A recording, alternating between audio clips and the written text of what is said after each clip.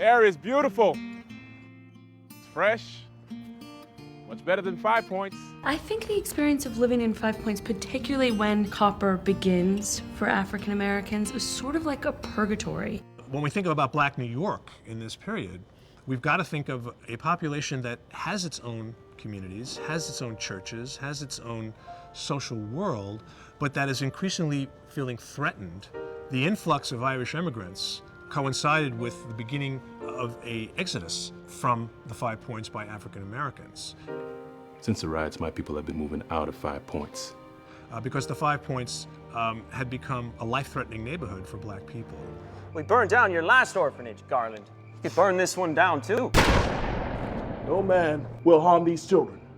There was a tremendous fear among white working-class New Yorkers that there would be an influx of even more African Americans into the city. And one of the things that drove the draft riots was a fear of competition.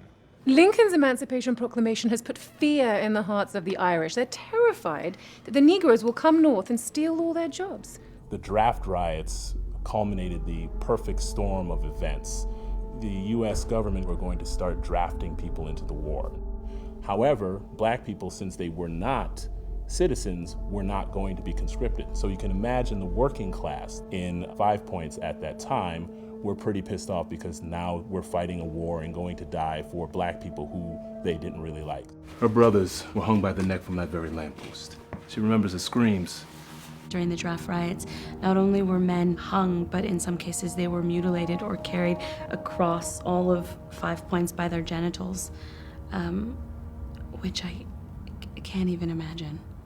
Perhaps Freeman represents a time when there will be no prejudice, much like Martin Luther King wanted for us.